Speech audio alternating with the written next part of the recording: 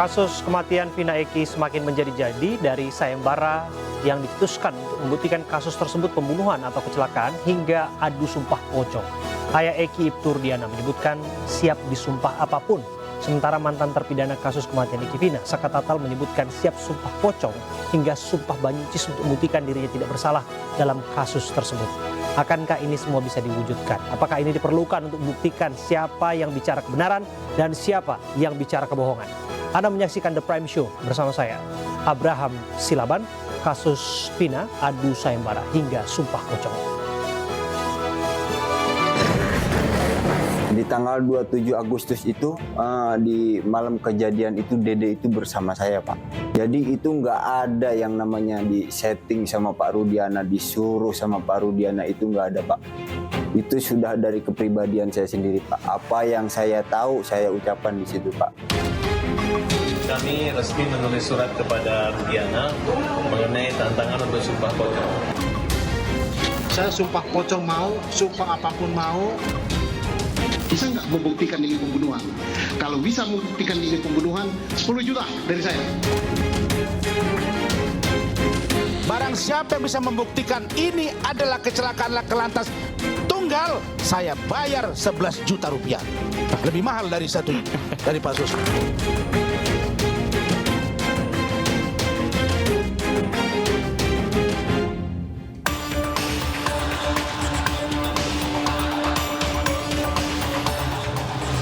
Saka Tatal, mantan terpidana kasus pembunuhan Vina dan Eki yang sudah divonis 8 tahun penjara, akan menjalani pemeriksaan yang dilakukan tim penyidik Barreskrim Polri dalam kasus kesaksian palsu Aep dan Dede. Saka Tatal mengaku siap jika diperiksa sebagai saksi atas pelaporan kesaksian bohong Aep dan Dede. Dirinya juga siap dikonfrontir dengan Aep dan Dede. Jadi Saka akan memberikan kesaksian Saka yang sebenarnya, cerita Saka dari awal sampai akhir Saka akan ceritakan semua. Pemeriksaan rencananya akan dilakukan pada hari ini, namun menurut kuasa hukum Saka, Titin Priyalianti, pemeriksaan kembali diundur menjadi Selasa pekan depan. Kalau informasinya hari Rabu, jadi dari Mabes yang akan datang ke Cirebon. Mungkin kepentingannya bukan Saka aja yang mungkin gitu. Tapi dengan pengunduran waktu ini memang ada informasi Mabes akan datang ke Lapas Bandung yang 7 terpidana itu di. Teka-teki kasus pembunuhan Vina dan Eki sendiri masih misterius dan asumsi liar terus bergulir bak bola panas di masyarakat. Sejumlah pihak ada yang menyebut peristiwa itu kecelakaan, namun banyak juga yang berpendapat sebaliknya. Demi memperkuat dan menguak fakta, sejumlah pihak pun sampai bersumpah dan mengadakan sayembara untuk mengungkap kasus. Seperti yang dilakukan oleh Farhad Abbas yang mengirimkan undangan ke ayah Eki Ibtu Rudiana, sumpah pocong. Tantangan tersebut pun disambut oleh Ibtu Rudiana. Sebelumnya mantan Kabar Reskrim Polri Komjen Pol Purnawirawan Susno Duaji umumkan sayembara 10 juta rupiah bagi siapa saja yang bisa membuktikan bahwa Vina dan Eki merupakan korban pembunuhan. Berbanding terbalik, praktisi hukum Rasman Arif Nasution juga melakukan sayembara 11 juta rupiah bagi siapa saja yang bisa buktikan bahwa Vina dan Eki adalah korban kecelakaan. Apakah sayembara hingga adu sumpah pocong di kasus Vina bisa jadi jaminan siapa yang bicara fakta? Pembuktian kasus kematian Vina Eki tidak hanya terjadi di ruang pengadilan tapi juga di luar ruang pengadilan. Dari sayembara hingga adu sumpah pocong untuk menguatkan siapa yang bicara kebenaran atau siapa yang menebar kebohongan. Terbaru, kuasa hukum Saka Tatal, Farhad Abbas, mengirimkan undangan ke ayah Eki Ibtu Rudiana untuk melakukan sumpah pocong. Undangan tersebut disampaikan Farhad untuk menanggapi pernyataan Rudiana yang mengaku tidak berbohong dalam kasus Vina. Kami resmi menulis surat kepada Rudiana mengenai tantangan untuk sumpah pocong. Karena Rudiana menyatakan bahwa dia untuk sumpah pocong, tidak merekayasa, tidak ada pemukulan ataupun inisiatif penyelidikan sendiri, ya. Itu apabila dia berbohong, dia akan tidak diberi kesembuhan atas penyakit dan tidak diberi kehidupan atas kehidupan kebohongan itu. Namun sebelumnya Ibtu Rudiana menyatakan siap untuk disumpah pocong. atau sumpah bentuk apapun itu untuk membuktikan bahwa dirinya tidak berbohong dalam kasus kematian anaknya. Kita simak.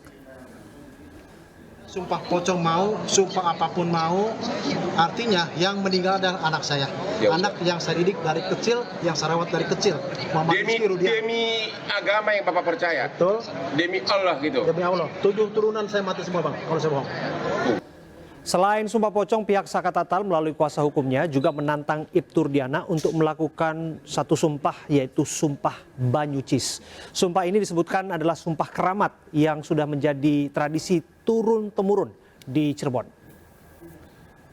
Sebenarnya di Cirebon tuh ada sumpah namanya sumpah Banyucis. Itu sumpah Banyucis itu dilakukan di Masjid Agung Sang Cipta Rasa, Mas. Itu memang luar biasa, lebih dari ini sumpah pocong. Cuman secara ini sih memang itu peninggalan Syekh Syarif Hidayatullah. Tongkat itu. Nanti siapapun yang bersumpah itu tongkatnya dicelupkan ke air yang ada di situ, Mas. Air sungut, kemudian dilakukan sumpah itu. Cuman kadang-kadang kuncennya juga nggak berani, Mas, karena saat itu juga akan terlihat buktinya siapa yang berbohong. Makanya kalau sumpah Banyucis itu di Cirebon kayaknya sudah jarang sekali, kecuali kita ingin menampilkan dengan cara yang luar biasa. Ya, itu dia aneka sumpah-sumpahan ya. Tapi nggak hanya sumpah pocong, adu sayembara juga terjadi dalam kasus Vina dan Eki. Sebelumnya mantan Kabareskrim Polri, Komisaris Jenderal Polisi Purnawirawan Susno Duaji mengumumkan sayembara 10 juta rupiah bagi siapa saja yang bisa membuktikan bahwa Vina dan Eki merupakan korban pembunuhan.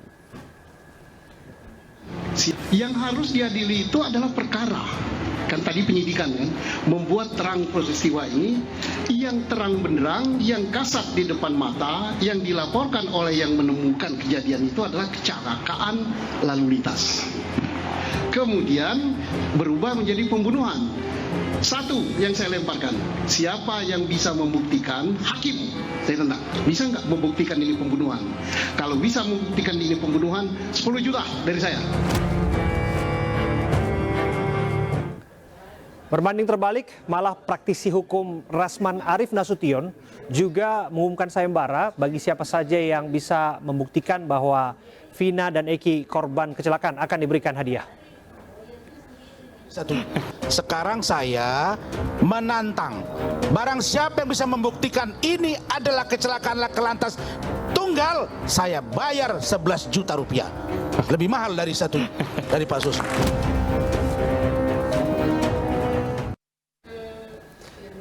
Kasus kematian Vina dan Eki juga memantik perhatian dari Nikita Mirzani. Dalam siaran langsung yang dilakukannya di akun TikTok miliknya, Nikita Mirzani menyebutkan pemberian hadiah 500 juta rupiah bagi siapa saja yang bisa menemukan keberadaan Aep, saksi kunci kasus Vina yang melihat langsung terjadinya pelemparan batu di Jalan Perjuangan.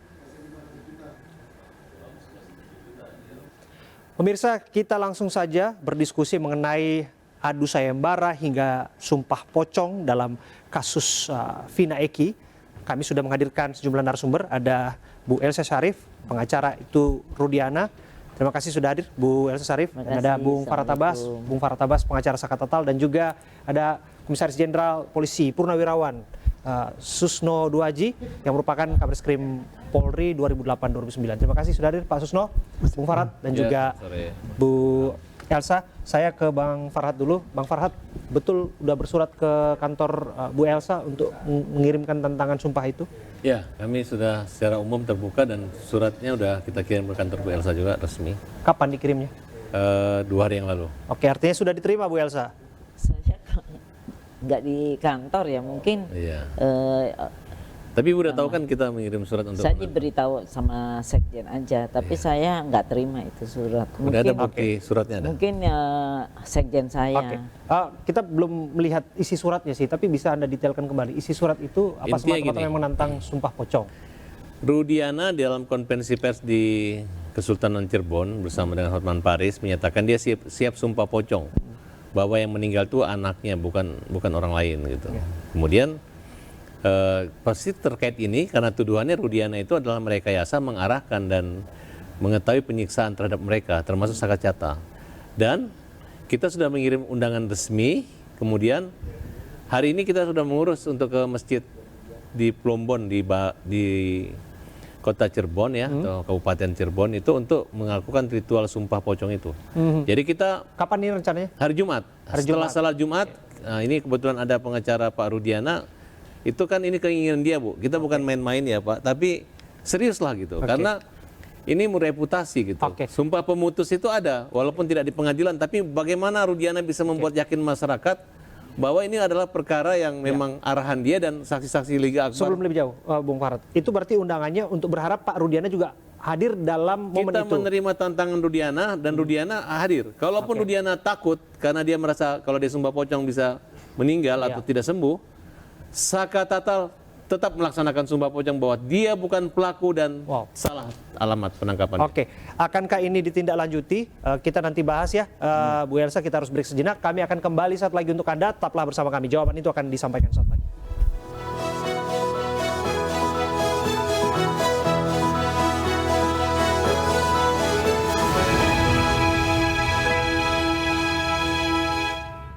Kalau Rudiana itu adalah seorang polisi Kapolsek pangkat Ibtu dan dia menjaga citra baik nama Polri gitu, jalani aja. Artinya nggak usah takut. Ini kan tidak membuat gajinya berkurang dengan ikut ritual sumpah pocong.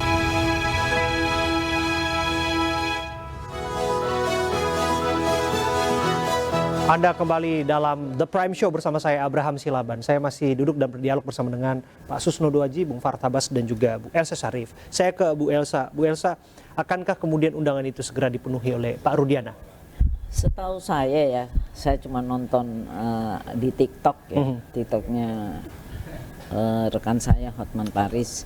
Itu ada pertanyaan dari Hotman Paris, apakah benar itu anaknya Pak Rudiana? Dia bilang benar.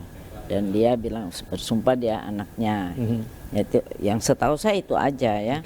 Nah sekarang masalah tadi intinya bahwa sumpah yang akan dilakukan oleh Ibtu Rudiana saat itu adalah ingin dia bersumpahnya kepada bahwa itu benar meyakinkan anaknya. pada Hotman bahwa benar itu anaknya.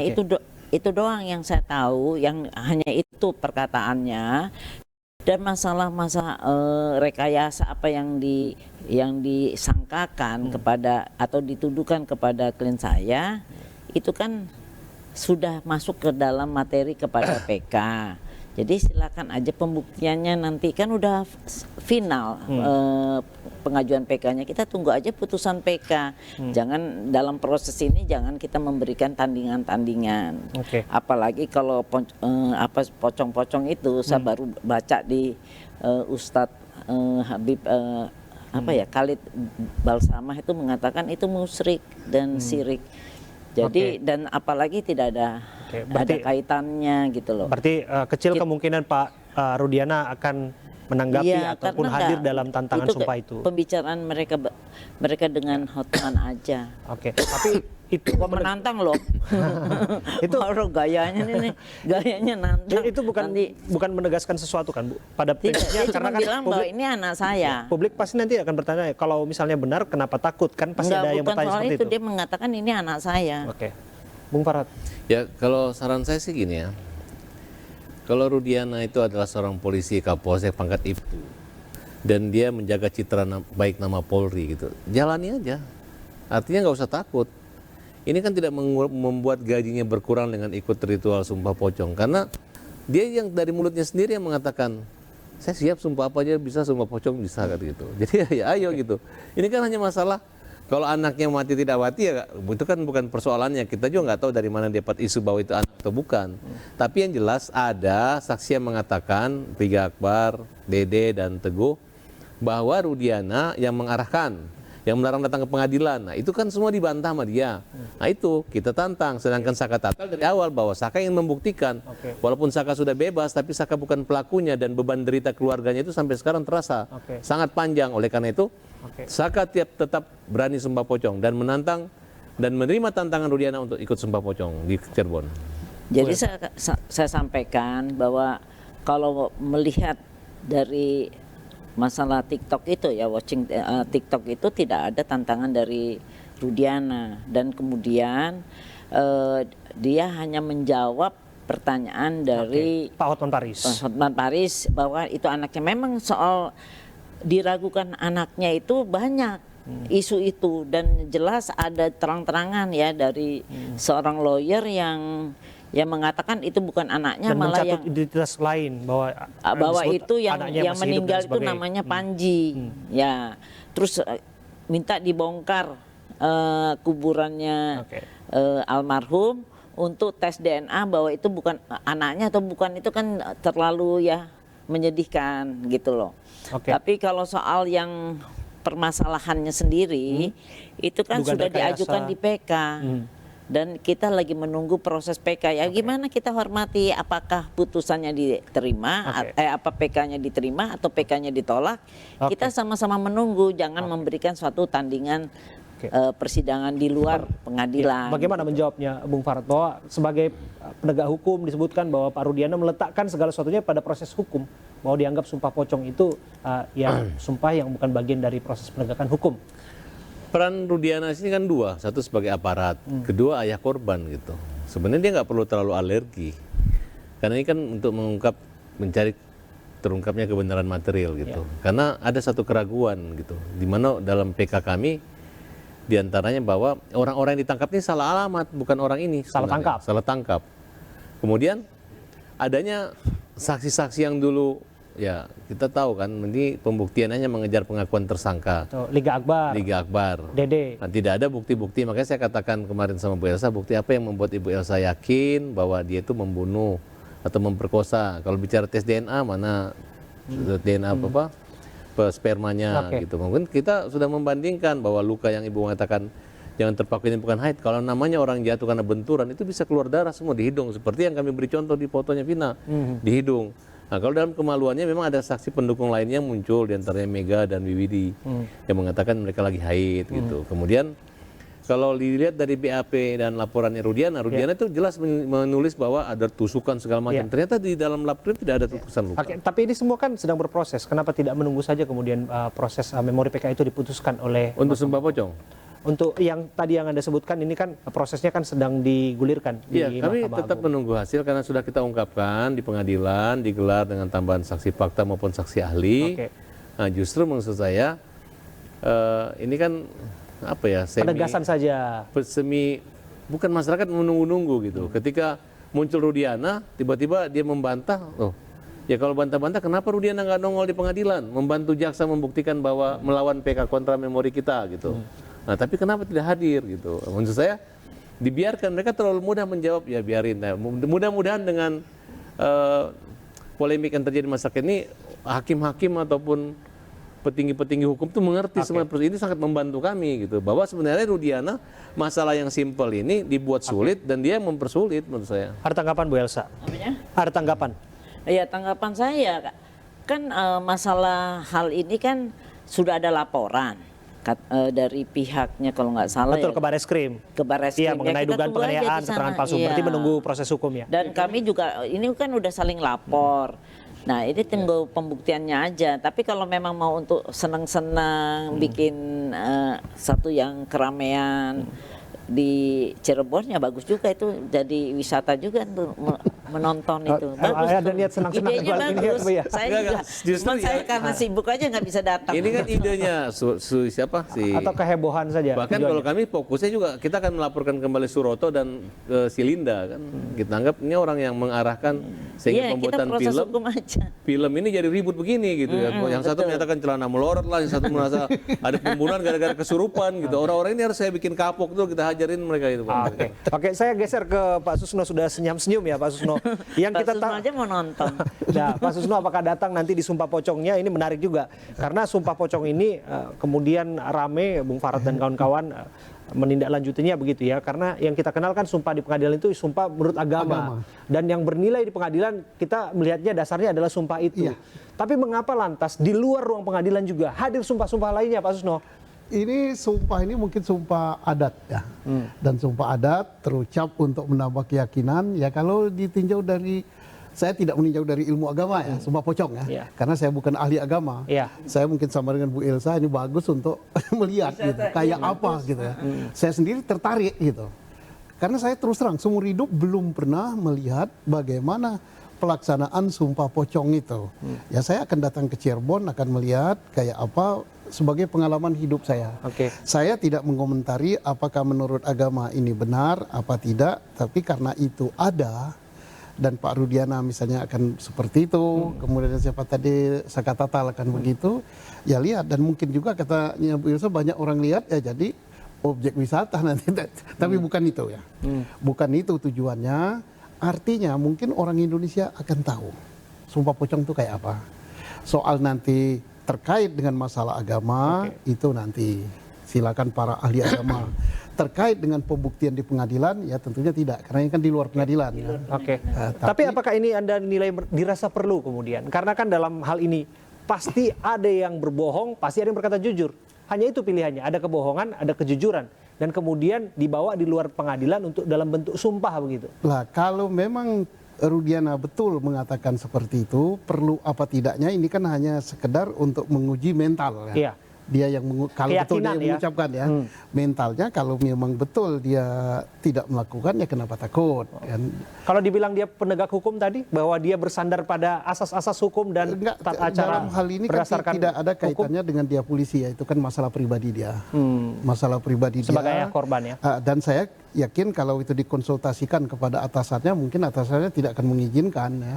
Karena tidak dikenal di dalam istilah hukum kita. Tetapi karena ini masalah pribadi dan ini dari pihak yang merasa tertantang ingin membuktikan, bahkan dia menambah taruhnya gitu kan. Jagonya dia pun akan dipocongkan juga gitu. Jadi ya silakan gitu. Bu Elsa. Iya, saya dalam yang sepengetahuan saya baru ada namanya sumpah pemutus, itu pun di kasus perdata ya. Waktu itu notaris di Sukabumi yang mana masalah warisan ya, sehingga salah satu pihak itu, kebetulan saya juga kuasa hukumnya, satu pihak itu notarisnya bersedia mengatakan karena ada akte yang tidak lengkap ya, sehingga dia yang mengangkat sumpah, sehingga yang mengangkat sumpah itu dia dimenangkan karena dia berani mengangkat sumpah notaris tersebut. Itu perdata yang saya tahu. Kalau pidana belum pernah ada. Ya. Dan barangkali ini jadi sesuatu yang pionir barangkali baru mungkin. Tetapi tentunya tidak ada pengaruhnya dalam peradilan karena ini di luar peradilan. Tapi lepas dari itu yang namanya kearifan lokal, kepercayaan masyarakat dan sebagainya itu adalah nilai-nilai dan tradisi yang hidup di antara kita. Tapi kan proses ini kan sudah selesai. PK-nya sudah hari Kamis kalau nggak salah sudah selesai persidangannya, mungkin minggu ini sudah sampai di Mahkamah Agung, saya nggak tahu juga. Tapi lepas dari sumpah, Pak Susno juga melempar sayembara ini, Pak Susno. Ada sumpah, ada sayembara, ini terjadi semua di luar pengadilan dan sebagainya. Kalau punya saya kan rasional. Saya yang mengatakan karena ini kan udah cukup lama kita ya, masuk bulan ketiga udah hampir lewat, nggak selesai-selesai. Mbok yao siapa yang tahu, siapa yang menyimpan alat bukti. Kalau ini betul pembunuhan, angkatlah. Jangan tapi alat bukti yang sudah mempunyai kekuatan hukum tetap kan, karena yang sudah inkra itu yang jadi persoalan. Terlepas dari salah benarnya. Ada yang bisa menambah alat bukti yang betul bisa membuktikan bahwa betul terjadi pembunuhan. Silakan, terbuka untuk umum. Uangnya halal dari hasil keringat dan hasil pertanian, tidak besar-besar. 10 juta dan masih berlaku walaupun PK-nya sudah tutup. Masih berlaku sampai sekarang? Masih. Angkanya tetap di angka 10 juta? Ya, nggak berani nambah, nanti nggak bisa makan. Tapi lepas dari itu juga kita kan melihat bahwa ada juga sayembara lain yang juga mempertanyakan keberadaan AIP dan lain sebagainya. Dan kemunculan AIP belakangan ini juga menjadi perhatian publik. Setelah kita melihat AIP di mana akhirnya dia muncul bersama pengacaranya nih, Bung Farad. Kita lihat dulu yang berikut ini. Di malam kejadian itu Dede itu bersama saya, Pak. Jadi itu nggak ada yang namanya di setting sama Pak Rudiana, disuruh sama Pak Rudiana, itu nggak ada, Pak. Itu sudah dari kepribadian saya sendiri, Pak. Apa yang saya tahu, saya ucapkan di situ, Pak. Di tanggal 27 Agustus itu Dede itu bersama saya, Pak. Jam 10 malam itu saya kebetulan beli rokok sama beliau, Pak. Kenapa kata dia tidak melihat, sekarang dia bilang tidak melihat adanya aksi kejar-kejaran? Nah, di situ makanya saya sempat bingung juga sama Dede. Kok dia bisa merubah keterangan pas ketemu Deddy Mulyadi. Padahal beberapa bulan yang lalu itu dia sempat pernah diperiksa juga, Pak, di Polres Kerawang itu dari Kapolda juga, cuman diperiksanya di Polres Kerawang, Pak. Itu keterangan dia itu sama kayak yang dulu, Pak. Jadi pas ketemu Kang Deddy Mulyadi ini, Pak, dia merubah keterangan, Pak. Makanya saya bingung, kayak seperti ada sesuatu gitu, Pak. Itu dia pernyataan Aib setelah sekian lama dicari. Apakah Bung Peter sudah mendapat reward atau hadiah dari sayembara itu? Enggak dapat. Katanya bercanda. Tapi lepas dari itu ya menurut saya sih, tanpa mengurangi rasa hormat saya kepada Bung Peter, tidak ada yang istimewa kalau pengacara bertemu dengan kliennya. Andai kata bahwa ia bertemu dengan saya, mungkin lain hal. Saya menunggu itu momen untuk bertemu dengan. Tapi Bu Elsa bisa mendapat 500 juta dari Nikita Mirzani. Karena biar bagaimanapun Nikita Mirzani udah di depan publik menyatakan akan membayar 500 juta. Kalau perlu gugat ke Nikita Mirzani. Sekalipun pengacaranya. Main-main bisa, dia harus membayar. Kuasa deh. Nanti kasih kuasa saya gugat Nikita Mirzani. Itu public, bisa public action itu. Pembohongan publik, pembohongan. Sudah dinyatakan dalam media nasional, swasta nasional, seluruh Indonesia tahu. Itu dalam live TikTok pribadinya sih, Pak. Nggak ada masalah. TikTok itu kan begitu seluruh dunia tahu kan. Iya, orang menghina di TikTok aja dihukum, apalagi menjanjikan 500 juta. Dia tahu bahwa begitu TikToknya dia diklik, seluruh orang akan tahu. Tidak dia sendiri Sebetulnya tahu. fantastis ya, kita senang dapat 500 juta itu. Selamat lah. Tapi lepas dari itu kita nggak mau buyar ke situnya, tapi kita kan mau bahwa setiap orang yang muncul ini menyampaikan apa yang disampaikan. Apakah kemudian ini benar-benar kebenaran atau jangan-jangan ada dugaan kebohongan? Saya nanti ke Bung Farhat ya. Bung Farhat, jangan-jangan Aib ini juga mau diajak sumpah pocong juga untuk memastikan apa yang disampaikan dia juga benar. Kita akan bahas saat lagi. Kami akan kembali saat lagi untuk Anda.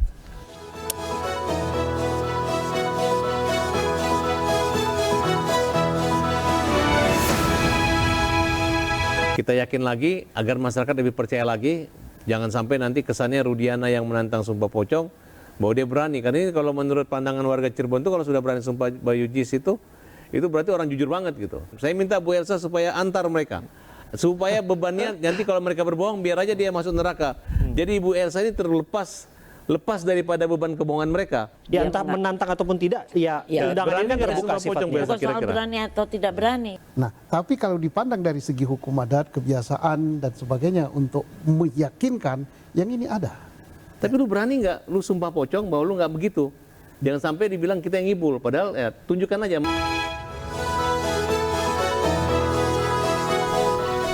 Anda kembali dalam The Prime Show bersama saya Abraham Silat.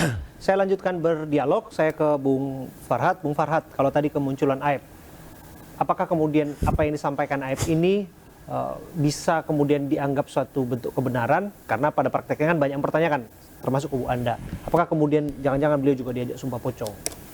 Pokoknya Aib ini tinggal menunggu waktu. Karena semua saksi sudah mulai diperiksa tentang kebohongan dia. Bahkan saksi-saksi sudah mulai berdatangan yang menyaksikan langsung. Dan kita himbau kepada seluruh masyarakat Kota Cirebon yang pada malam tanggal 27 jam 22 tersebut, Agustus 2016, ya silahkan datang gitu. Karena kalianlah yang menentukan nasib daripada ketujuh terpidana ini.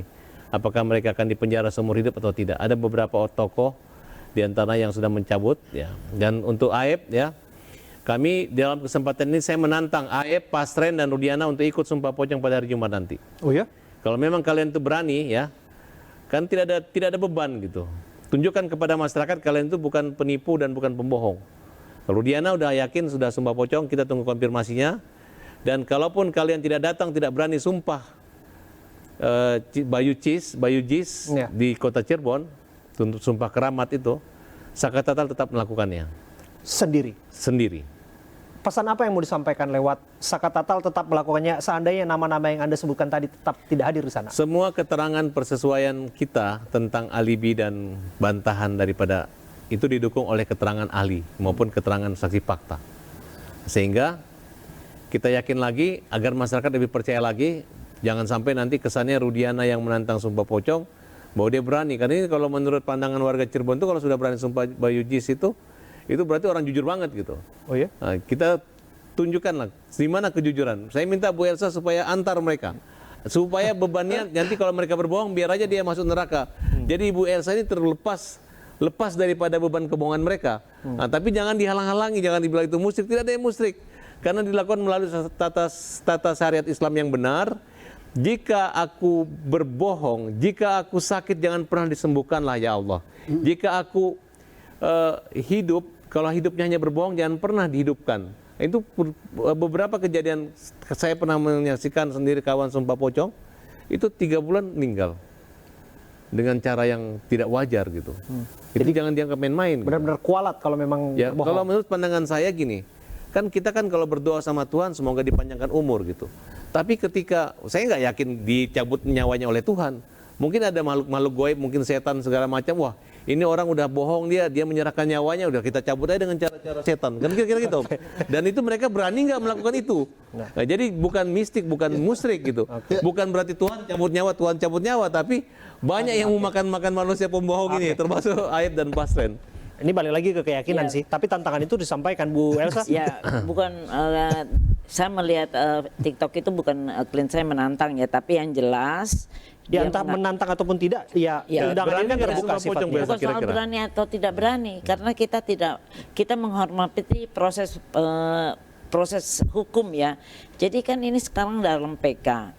Jadi silakan aja kita tunggu bagaimana hasilnya. Kalau Sakatata mau sumpah pocong silakan aja. Enggak, maksud saya gini Bu Elsa, ini kan ya, kita anggap prosesnya ini kan kita nggak bisa ada orang yang bisa percaya hidup atau yang mau kita luruskan. Kita mohon bantuan Bu Elsa agar artinya kita sebagai lawyer, mereka itu jangan sampai kebohongan orang membuat menderita orang ini, jadi luruskan. Kan itu sekarang ada silakan PK. Ya, simple, kan lawyernya juga PK juga sumpah pocong juga kan. Gitu, lawyernya gede dan sangat besar dan sangat ternama dan banyak duitnya ya kan, silakan aja nanti. Mengenai nama-nama lain Bu Elsa yang disebut tadi, ada Aib juga ditantang, termasuk juga ada Pasren juga ditantang. Itu kan di bawah kuasa Anda kan, Anda sebagai penasihat hukumnya. Apakah kemudian itu juga tidak akan memenuhi panggilan itu? Enggak, setahu saya cuman undangan dari ini kan sudah saya disampaikan terbuka barusan. Cuman Rudiana ya. Rudiana, tapi maksud saya Rudiana aja, dan kita jelas kita nggak mengikuti hal itu. Kita masalah hukum aja ya, kita tempatkan pada proses hukum. Proses hukumnya aja, bukannya soal takut dan tidak takut. Apalagi saya kan seorang dosen juga. Kalau untuk bercanda-bercanda saya senang gitu, dan kita menghormati juga langkah-langkahnya. Pak Susno, ini ada 2 lawyer yang berdialektika dalam hal ini. Tapi pada praktiknya kan kita juga bicara proses hukum. Anda seorang penyidik melintang di bidang itu, reskrim dan lain sebagainya.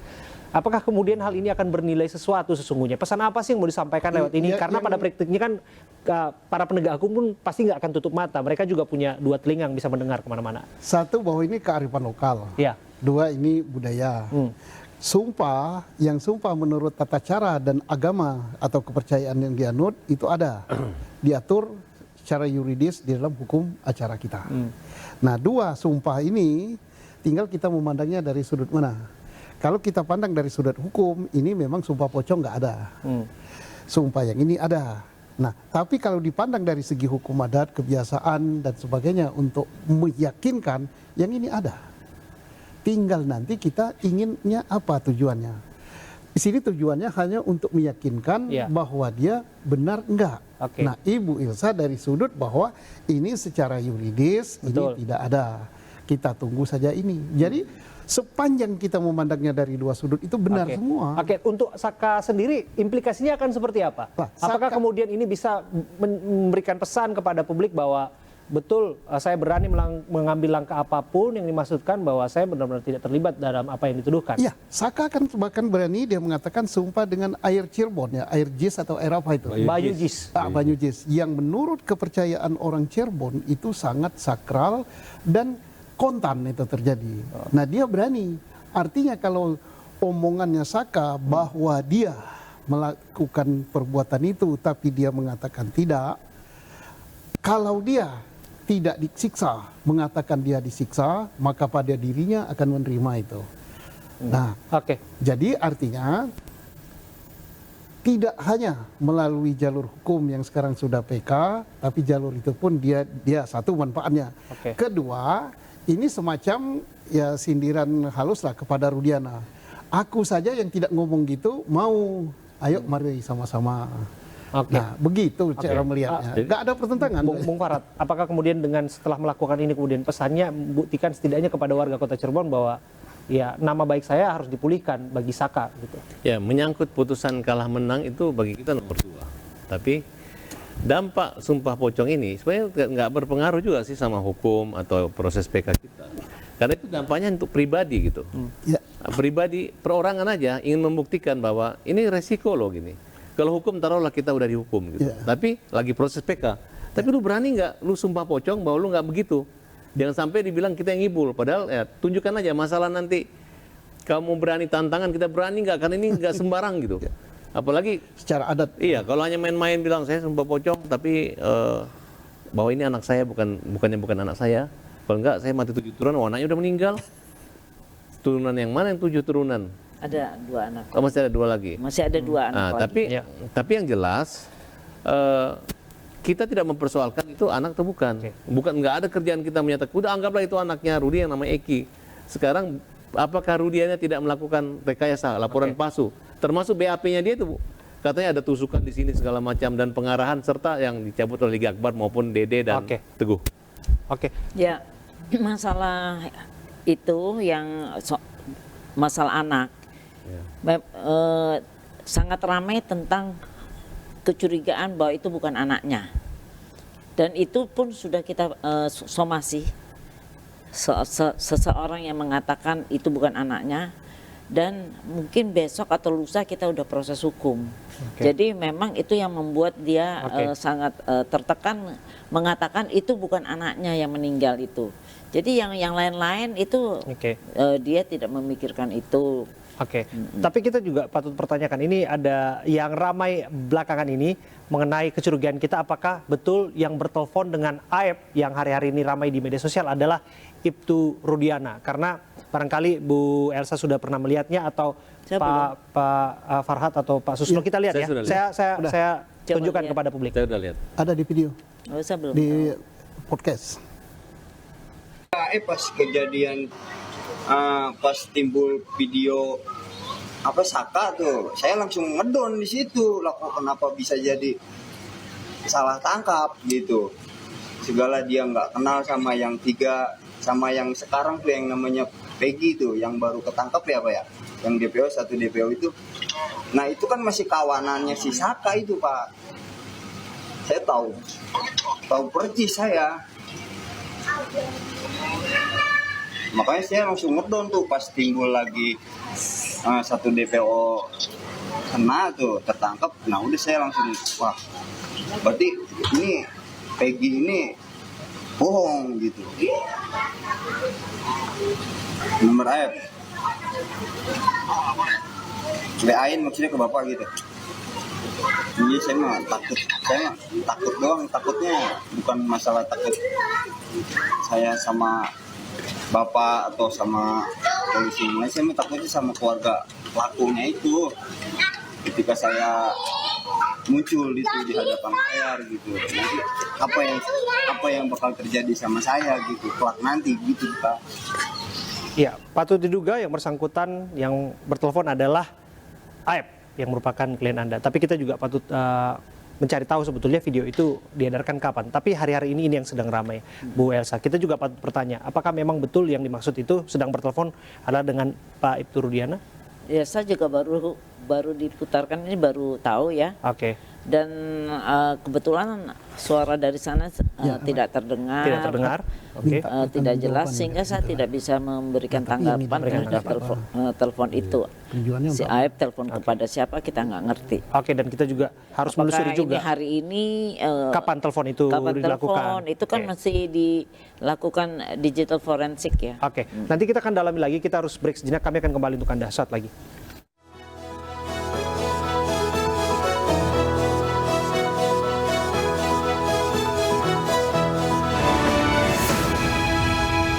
nanti kalau saya ketemu Aib saya bisa jelaskan. Anda sebenarnya kalau bisa mau terus terang, entah terus terang itu betul dia melihat kejadian itu, entah terus terang bahwa dia berbohong, ada jalan keluarnya. Pihak Saka Tatal juga untuk melakukan. Pokoknya kalau namanya satu pertandingan, satu menantang kemudian membalas tantangan, kemudian yang menantang tidak hadir, berarti pemenangnya adalah yang hadir, gitu aja.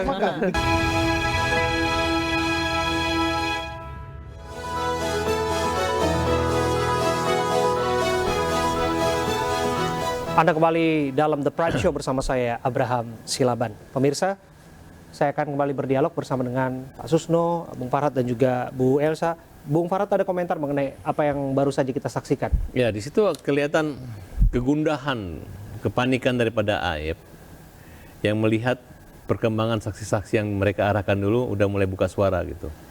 Nah, kemudian kalau memang yang ditelepon dari Rudiana itu merupakan suatu cara dia ya menyatakan, menyimpan satu data bahwa komunikasi sebenarnya yang arahin Rudiana gitu. Kalau memang itu Rudiana.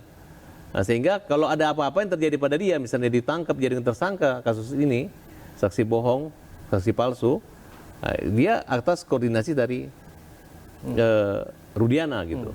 Nah, terlepas cara bagaimana si Aib bisa lolos dari persoalannya apabila dia nanti jadi tersangka, mungkin dia disuruh nanti bisa Pak Susno jelaskan bahwa bisa nggak Aib ini lolos dan tanggung jawabnya dikerahkan kepada yang menyuruhnya. Silakan Pak. Tapi perlu diuji bahwa apakah itu betul Rudiana ataupun tidak kan, karena kita tetap harus menggunakan istilah patut diduga karena kita belum tahu siapa identitas di balik itu. Pak Susno barangkali punya keyakinan. Iya, karena ini bicara banyak yang dengar se-Indonesia ya. Pertama, benar sekali patut diduga ya. Iya. Seandainya betul itu Aib, seandainya yang lawan bicaranya Pak Rudiana, saya sependapat itu menunjukkan kegundahan. Nah, kalau memang dia gundah untuk menyatakan sesuatu yang benar, tidak perlu gundah kita. Pasti ada jalan keluar dari jeratan hukum. Kan ada advokat, kemudian ada hal-hal yang nanti kalau saya ketemu Aib saya bisa jelaskan. Anda sebenarnya kalau bisa mau terus terang, entah terus terang itu betul dia melihat kejadian itu, entah terus terang bahwa dia berbohong, ada jalan keluarnya. Nah, jalan keluarnya gimana? Saya tidak mau mendahului advokatnya dia, tapi ada jalan keluarnya. Tapi dia harus jujur gitu ya. Oke. Bu Elsa? Iya, saya juga nggak tahu ya, baru lihat sekarang dan juga kapan itu kejadiannya, teleponnya apa hari ini atau lama. Dan juga saya juga tidak mendengar suara di sebelah sana, jadi saya nggak bisa mengira-ngirakan. Nah, masalah dari keterangan Aib dan saya juga cek ya, bahwa pada bulan Mei 2024 Dede dan Aib itu di BAP, kasusnya Peggy Setiawan di Polda, dan dia di BAP di Karawang waktu itu, di Polres Karawang. Dan pada saat itu Dede masih bercerita sama seperti tahun 2016 ya, 2016. Jadi dia baru berubahnya setelah ketemu dengan Pak Deddy Mulyadi. Berarti ada mencurigai pengaruh Deddy Mulyadi? Saya nggak mencurigai Pak, ini saya cuma bicara fakta. Bicara fakta bahwa BAP-nya masih tersimpan sama. Dan itu menjadi dasar kemudian Deddy Mulyadi dilaporkan kan? Iya, bukan itu saja, banyak. Banyak yang menjadi dasar itu. Oke, Bung Farhad. Ya, apakah kemudian sumpah pocong ini akan tetap dilakukan, tidak berubah lagi di hari Jumat? Ya, itu keinginan daripada klien kami dan keinginan daripada kliennya Bu Elsa juga. Gitu. Oke, jam berapa? Jam habis salat Jumat di kota Cirebon. Oke, apakah Liga Akbar juga akan diajak ke sana? Saya sudah menyarankan untuk ajak sekalian Liga Akbar dan Teguh itu orang-orang yang memberi kesaksian yang di PK kemarin. Oke, ini menarik. Saya juga berpikir apakah kemudian saya akan melihat langsung di sana, karena bagaimanapun ini menarik saya dalam proses. Pertama kali menyaksikan ini langsung. Sama. Pak Susno, komentar Anda mengenai sumpah pocong ini? Komentar saya mengenai sumpah pocong ya sama dengan tadi, ini bagus untuk menambahkan keyakinan ya, walaupun ini di luar hukum. Komentar kedua, kalau betul itu tadi memang Aib ya, kalau ya, dan kalau betul dia bicara sama Pak Rudiana, Aib sekali lagi jangan takut untuk menyatakan sesuatu yang benar. Sesuatu yang benar itu adalah benar apa dia berbohong benar apa dia melihat. Ya, kan ada dua kan kita nggak tahu kan. Kalau dia seandainya Bapak saya berbohong tapi saya mau menyatakan benar, tapi saya takut dihukum. Ada jalan keluarnya. Ya saya mau diadakan sumpah ya silakan saja. Tapi yang jelas kita menghormati proses hukum pengajuan PK dan tentunya klien saya tidak akan hadir. Dan klien saya juga tidak menantang ya. Itu hanya pembicaraan dengan rekan saya yang mana waktu itu ditanya apakah karena memang isu terlalu keras bahwa itu bukan anaknya. Jadi dia hanya meyakinkan bahwa yang meninggal itu adalah Muhammad Rizky Rudiana. Tapi lepas dari itu hak klien Anda untuk tidak hadir, termasuk jadi panggilan untuk kemudian Pak Pasren, termasuk juga ada tadi Aep dan sebagainya. Saya mengucapkan terima kasih undangannya. Tapi itu hak untuk tidak menghadiri itu, tapi hak juga bagi pihak Saka Tatal juga untuk melakukan. Pokoknya kalau namanya satu pertandingan, satu menantang, kemudian membalas tantangan, kemudian yang menantang tidak hadir, berarti pemenangnya adalah yang hadir. Itu aja. Dikasih makan nggak? Kasih makan video. Klien saya tidak menantang. Terima kasih ya. Lagi proses hukum baik-baikan aja dah. Kita akan lihat seperti apa proses hukumnya, termasuk juga kita akan lihat menarik juga kan bahwa ada prosesi sumpah untuk mencari upaya kebenaran dan keadilan. Terima kasih ya Pak. Terima kasih Pak Farhad. Terima kasih juga Bu Elsa Sarif. Tapi bicara mengenai proses pencarian keadilan dan kebenaran, saya juga bukan hanya menyoroti kasus Vina dan Eki, saya juga menyoroti satu kasus yang terjadi di Depok, Jawa Barat. Ya, Bapak dan Bu Elsa. Saya menyoroti satu kasus petugas pemadam kebakaran yang ramai belakangan ini di Depok, Jawa Barat, dan saya langsung room tour ke sana dan melihat memang betul bahwa di sana tidak mumpuni yang namanya alat-alat dan kelengkapan dari petugas pemadam kebakaran di sana. Kasus Sandi Butar-Butar. Dan ini akan kami hadirkan sekaligus menutup jumpa kita dalam The Prime Show. Mewakili kerabat kerja yang bertugas, saya Abraham Silaban, pamit undur diri. Terima kasih. Sampai jumpa. Terima kasih.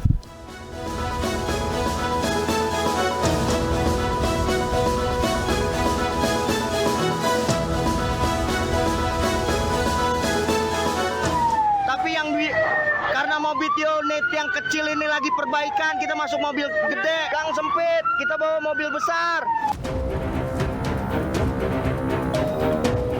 Pak, nilai Pak, warga tadi saksinya, ada saksi juga wartawan Pak di minggu lihat. Karena mobil 1000 masih perawatan gak bisa dipakai Pak. Mobil unit 8000 sekarang lagi diusahakan anak-anak untuk isi air karena gak bisa nyedot. Saya mohon maaf Bapak gereja, untuk semua masyarakat saya mohon maaf. Iya Pak. Terima kasih Pak. Kita terima kasih. Ya Pak.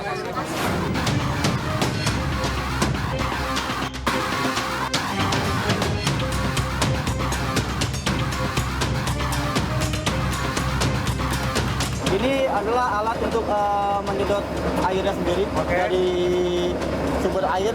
Ini alat harus ditekan terus atau bisa otomatis? Nggak bisa secara terus-menerus Mas. Ya ada jeda berapa detik harus dimatikan, berapa detik dimatikan. Coba kita bisa kita nyalakan. Nah ini tidak berfungsi. Dan kita bisa lihat lagi di sini nih. Anda bisa lihat tidak berfungsi sama sekali. Tidak berfungsi untuk menyedot sama sekali. Jadi untuk semestinya harusnya dia menyedot.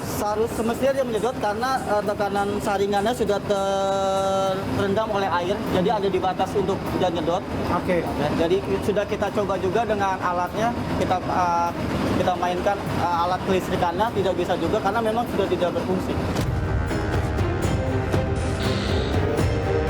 Tidak bisa digunakan dengan sempurna. Ada kendala untuk saluran udara bersih yang bisa didapatkan. Padahal sobat Anda bisa bayangkan. Apa yang Bang rasakan sekarang? Nyedot bisa, ngeluarin nggak bisa. Nyedot bisa, ngeluarin nggak bisa.